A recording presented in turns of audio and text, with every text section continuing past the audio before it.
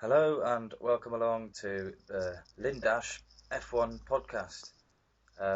Myself and Linz have done this before. Sorry, I should say Linz and I, because I'm a proper Englishman. We speak the Queen's English wherever we live in England. But yeah, we did this before, didn't we, Linz? But it was a kind of bit different. We did it for an F1 game, but Yeah, yeah, so we've decided this time round that we're gonna do the real Formula One, and test our skills. yeah, and I think we're going to start. Well, we enjoyed it, didn't we? So a lot, and I think we were quite good at it Yeah, yeah, together. So um, we thought we might start by reviewing the recent Monaco race that's been just finished now.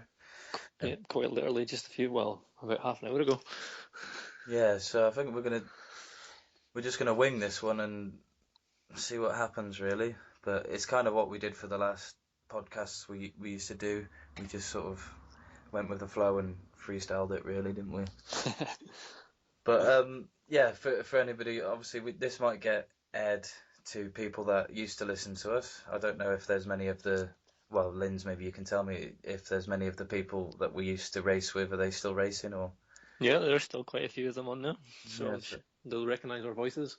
Well, yeah. So we'll say a hello to them, but they'll obviously know that the way we used to do it was well, and I think the way we like to do it is I sort of host these things, and I'll be asking Linz lots of questions, um, and then we just go with the flow. But I think we're going to just sort of give a swift roundup of the day, really, and just I want to first get your thoughts, Linz, on well, firstly, do you want to introduce yourself and tell me what you're about? Well, okay, I'm Lindsay. Uh, I've been doing podcasts with you for a number of years now, but it's been on and off sort of thing. It hasn't been steady going. We've kind of found ourselves doing things in life, which has prevented us from doing our podcast. But hopefully, we'll be able to stick to it and keep doing these regular actual F1 race podcasts. Um, I'm I'm racing on F1 XL, which is an F1 online Xbox racing league. So this will get broadcast and put onto that site, and hopefully it'll get us a bit more viewers, and maybe we can branch out and actually get F1 fans to listen to this. Yes, indeed. Well, that's an important point what you said about we went off our separate ways and we just sort of did life for the last 3 years, and then what it is, why we've come back now is because I've finished university, I'm back at home, and Lynn's has sort of settled down a bit, I think, haven't you, Oh, yeah, with your good lady, yeah. and so this is it. This is we're all back to where we should be. But so what do you make of the race today then, Linz? Well, what a race! I mean, to start off under a safety car for about 7 laps because the track was just a downpour. Um, just an excellent race from start to finish. I was quite surprised to see Hamilton win it. I thought Ricardo would have run away with it, but quite a few drivers I was surprised to see finish in the positions that they did. For example, Perez finished in third and Alonso finished in fifth. I mean, it was just a really mixed bag of positions today. But overall, a really, really good race. Probably the best race so far I've seen this season, and it could end up being the best race of the whole season. Definitely. I think with Daniel Ricciardo as well that he kind of got a bit um, he got a bit unlucky that the rain did come, because in qualifying yesterday he would have started if it was a dry race on um, the harder tyres than the rest of the top 10. So being in first position, having the track position as well, he would have done a longer stint if it was a dry race. Mm. So maybe he would have won it if that was the case. But obviously he had his mix up in the pits as well, didn't he? So It's a shame that the race did start under a safety car because if it hadn't, Ricardo could have pulled away and built up a quite a good lead.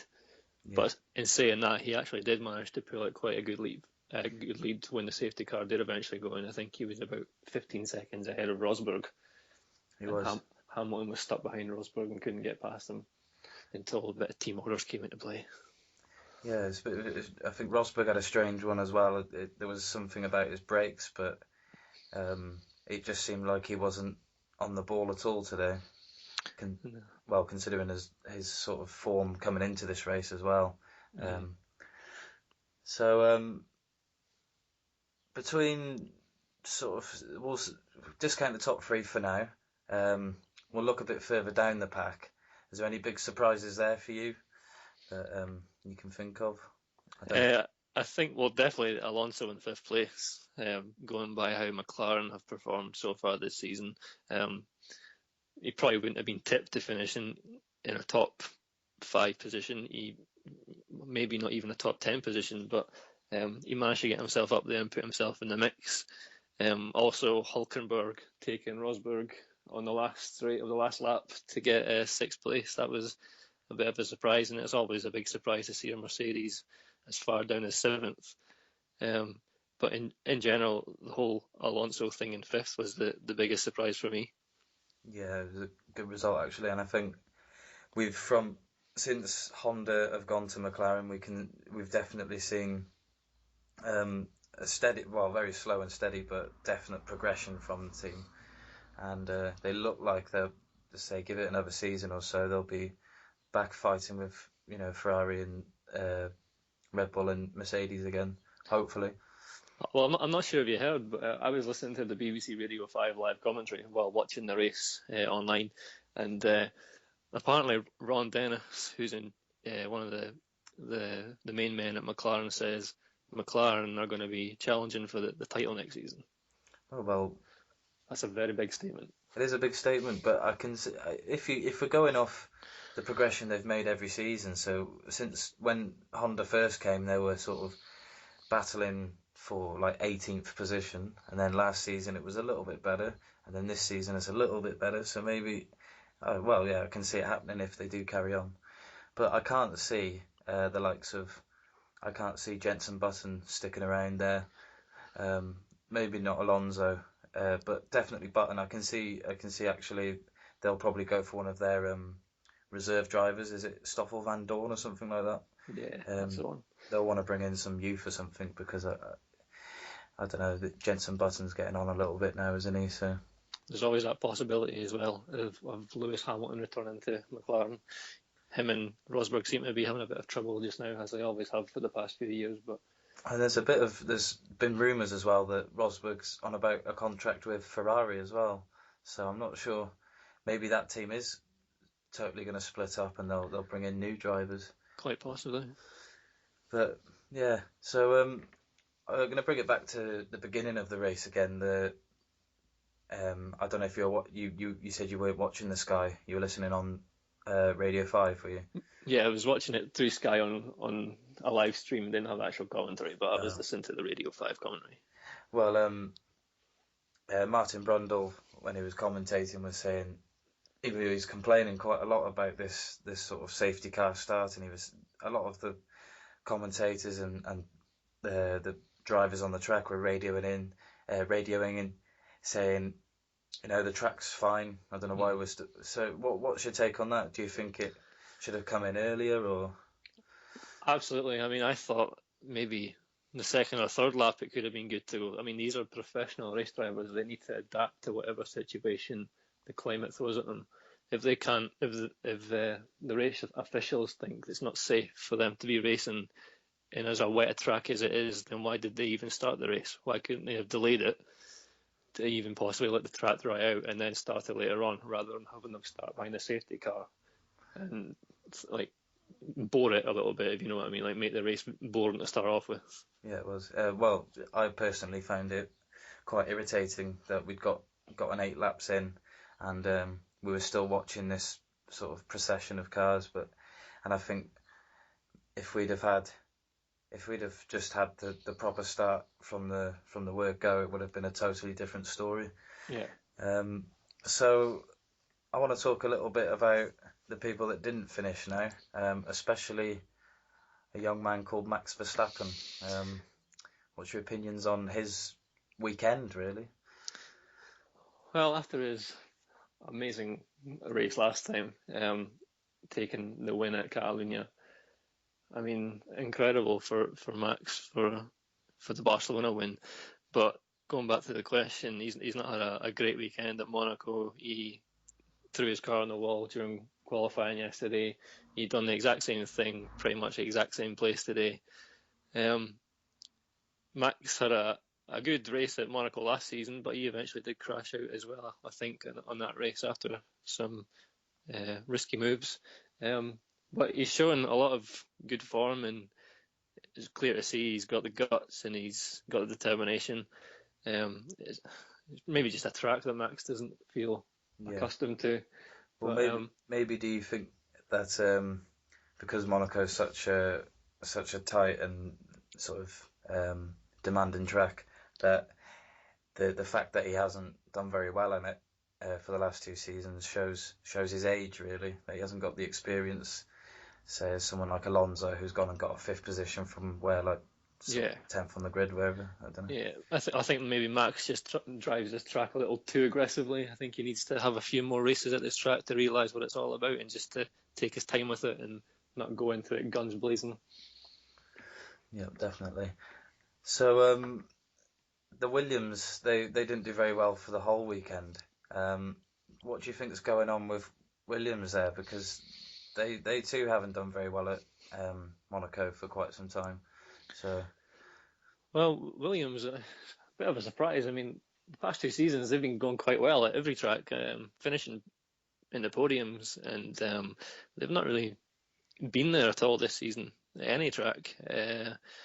I haven't really focused much on the Williams during this weekend. It's been all Red Bull and Mercedes, but Massa and Bottas I don't know, they just don't seem to be clicking just now. I definitely know what you mean about they're not doing anything to make people notice them. So I think I'm the same as you. I haven't really noticed what they've done at all this season. They just seem a bit like they seem to have taken the place of McLaren from last season. Yeah, almost. I was going to say that as well. Yeah. Well, they need to buck up their ideas anyway. They need to try to get back onto those podium streaks and maybe like getting those high points again. But it doesn't look like it's going to be happening anytime soon. I mean, they're running a Mercedes-powered engine as well, so I don't understand why they're not getting as high positions as what they were. I think maybe for Monaco, they've never really been known for having sort of easy handling cars. They're more sort of straight up pace, aren't they? So. Yeah. The thing is with Valtteri Bottas, I think he's likely to. I can see if Rosberg's going to Ferrari, I can also see Bottas going there. I don't really fancy him to stay around at Williams for very long because he's been tipped as this great driver. That's there's big things for him, but he just seems to be not progressing anywhere at that team. Mm-hmm.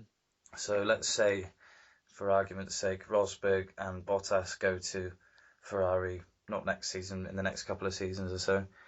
What can you see happening with Sebastian Vettel then, who came 4th today and didn't particularly have a very good race either? Well, if these rumours are true that Rosberg is on his way to... I better say, there was an interview with him on Sky, and he said he just basically, they asked him about it, and he said, I don't want to talk about that at all. Yeah. But, so he hasn't sort of said anything. But well, if he is, or if he does want to go to Ferrari, then there could well be just a straight maybe swap going into place. Maybe Vettel to the Rosberg, Vettel in the Mercedes and Rosberg in the Ferrari is a straight swap. Or the Manor driver or the Mercedes reserve driver Verline, he could take Rosberg's place, but Vettel could go anywhere. I mean, I'm pretty sure every team would want Vettel. Perhaps he could go back to Red Bull. I could definitely see him at Mercedes doing a bit of a Michael Schumacher, sort of seeing out the rest of his years at a team like a German team and sort of really becoming part of the team. And especially if Mercedes keep winning, because obviously Vettel's gone from a team like Red Bull, who at the time were just winning everything, and then he went to Ferrari, just really who weren't doing anything, who weren't winning races, but he went there for the name, which I think a lot of people do about Ferrari. They say, it's the big name Ferrari, but in reality they haven't done anything for the last sort of 5 seasons. So are they as big a name as sort of people make out anymore? I think really we need to be looking more towards like Red Bull again, who seem obviously with Ricardo's result and then the pace that they've had for the last few races, they're back on the rise now, I think. So I'd say so. I think it's all about Mercedes and Red Bull just now. yeah. So because we're winging this, I'm not really sure what I want to say next. But I'm going to ask you to give me your driver of the day and why. It's got to be Hamilton. I'm a Hamilton fan, but his drive was just solid. If it wasn't for the Red Bull mess up of Ricardo's pits, it might have been a completely different story. But I'm sure Hamilton might have possibly even passed Ricardo on track if that was the case. He was stuck behind Rosberg for the first quarter of the race, eventually got past him, and straight away you could see that he had the pace to catch up to Ricardo. And his strategy to stay out on the wet tyres when it was clearly an intermediate tyre track that had developed, I think it was his own call to stay out on those wets. You even seen the Mercedes pit crew come out with inters ready for him, but he kept going lap after lap on those wets. He knew that he could keep Ricardo behind him and slow him down, which worked to perfection. He eventually went in for the super softs, and I think for that reason, he gets my driver of the day. And I think that decision, that call to stay out, was what changed the race, wasn't it? Is obviously Ricardo had that when he went into the pits and they had the mix up and it took ages. But I think still, like you said, he had the pace. He looked like he wanted to win it, and I think it was that call to stay out and extend his stint that was what sort of made his race. But personally, I'm going to have to go for Sergio Perez, just because I quite like Perez myself, and I think he's. They did say on Sky something about whenever Perez sort of gets an opportunity to sort of make a surprise result, he always takes it. And I could just see Perez if he was in a top team like Mercedes or something. Well, maybe he would be soon. He could be sort of one of the next big names. But yeah, mine goes to Perez just for simply getting on the podium. He always seems to be this driver that pops up out of nowhere and gets these little podiums. Sort of, I remember he had one at Bahrain last season, didn't he, or something like that, and it was unexpected, and it was just he pops up every now and then with these little results. And, unexpected performances. Yeah, so I think that's something to look for in a driver that can, especially if we see what he did at. Say we go back a few seasons ago when he was at McLaren and that race I think it was his first race at McLaren at Monaco, and he was sort of bumping around with Button and all that. He seems to have come a long way since then. Mm-hmm. But I don't know if you noticed as well, did you see Lewis Hamilton talking to Justin Bieber? At the end of the race, I noticed that, yeah. I didn't quite know what to make of that, so what's your take on that? They may be performing or talking about performing some kind of duet, maybe. I don't know. Well, and we do know the next race is at Canada as well, and Justin Bieber's Canadian, so they might be having some sort of think of what to perform at Justin Bieber's home. Well, that would be a sight for sore eyes, I think. Justin Bieber. A sight for sore eyes and a pain for clean ears. So I think we'll leave it for the F1 there, just for now. But I just want to talk a little bit for your benefit, really, about, well, for both of our benefit, because I'll make a disclaimer first. We have asked to do the Formula One Xbox Leagues podcasts again. We're still sort of waiting for a reply, and we don't really think that we're going to get it, to be honest, which is why we're doing this. But we used to do that, obviously, like we said at the beginning, and I guess because this will probably get posted on there first, I guess we should discuss a little bit about that, what's going on there, as if you're talking to me, really, because for the benefit of whoever's listening to this, I haven't raced there for a couple of years now, so say you're talking to me now, Linz, and not an audience, and could you explain what's changed there, or who's the top dog there nowadays? And top dogs, Tazo and Warder, they're the two main men in charge. Fireman, he's still there. I think he's an admin as well. also got King Mike, as you and I both know very well. He's a moderator. He's still got a few of the old people there. Justin, Nick, Storm, Jam. He's there as well. He's an admin. It's nothing's really changed. It's still a really good place to race. They've got a really good team in place. Rules are all the same with a few tweaks. It's just a fantastic place to race, and I'd strongly suggest if people were wanting to take up Xbox racing that they go on to this site and sign up. There's 3 leagues going on. I'm currently in League 2. There's actually 2 races tonight. Can't remember the track. I think Canada's one of the tracks. Can't remember the other one, but I've not had any practice at all. So you race twice in a night now?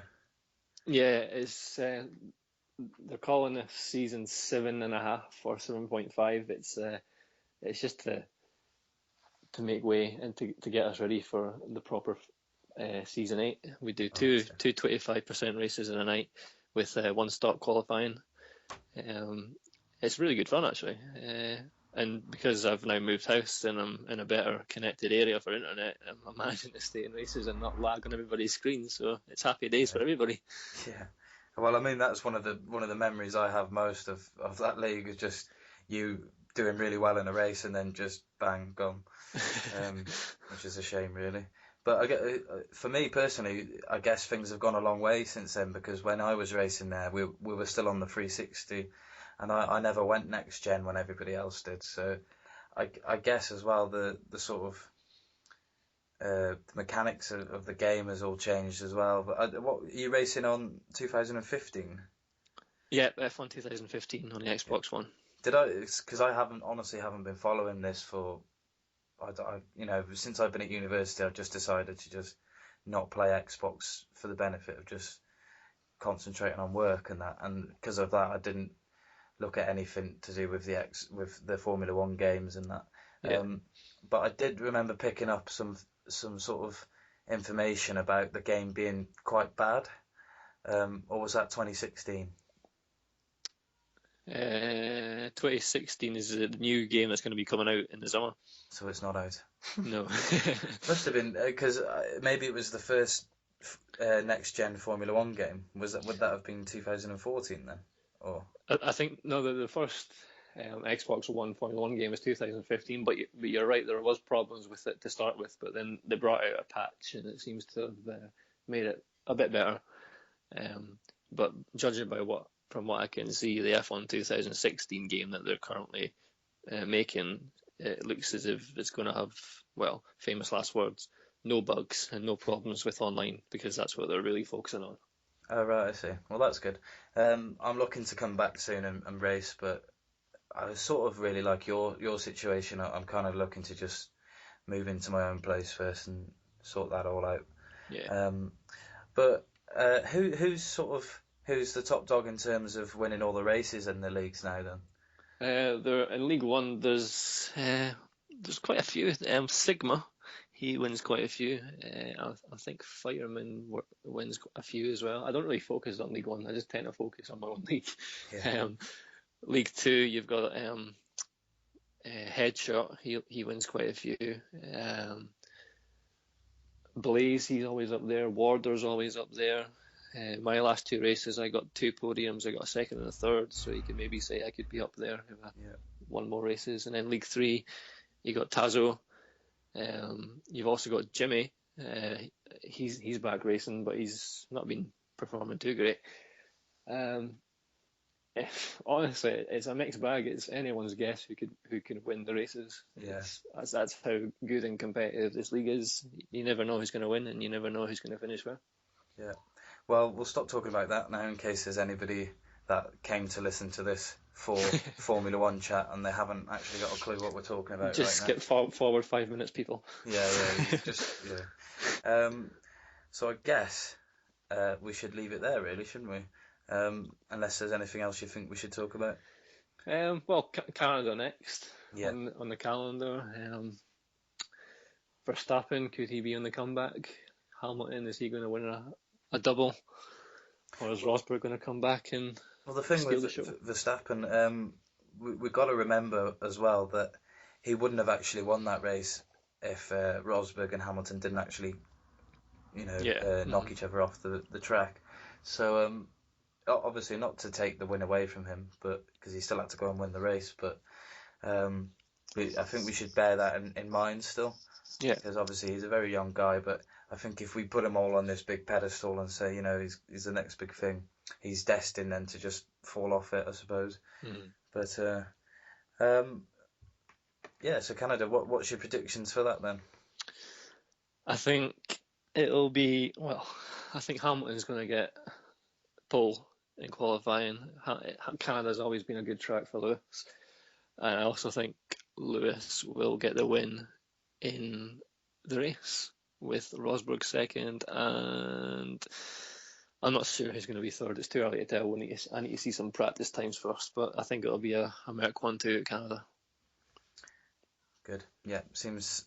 I mean, you can't really say anything else because that's just the way it is at the moment in Formula One, isn't it? The Mercedes just dominating, and I think we're still yet to see any other team really sort of try and fight back. Obviously, but we've got Red Bull, but I don't particularly see them doing too well at Canada because it is a tight track, but at the end it's also got these big long straights, and they're not necessarily known for being very powerful cars, are they? But they have had this new engine upgrade, so maybe we could see a Red Bull sort of resurgence at Canada as well, coming off the back of a good Monaco result.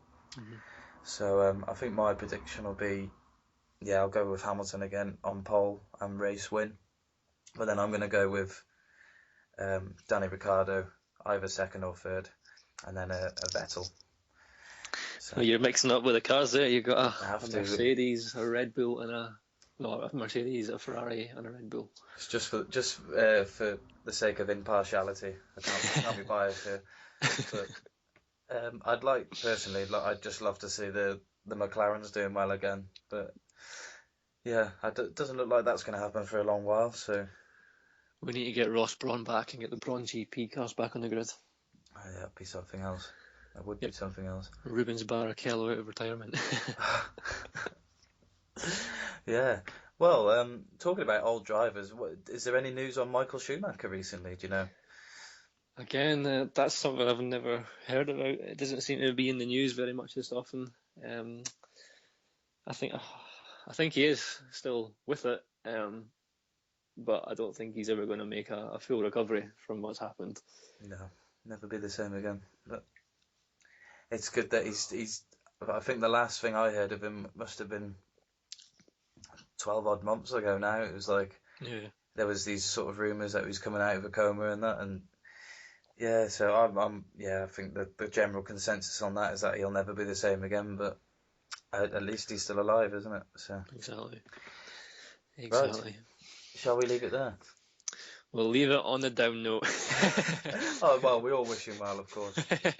It was just when you were talking about Ross Brawn, it just reminded me of we mentioned him earlier in the podcast, didn't we, Michael Schumacher? But I think really it's nice to sort of remind yourself of this great man, because he almost has slipped off the radar a little bit after what's happened to him. But we can't really forget how much of an absolute legend of the sport he was. Yeah, absolute legend.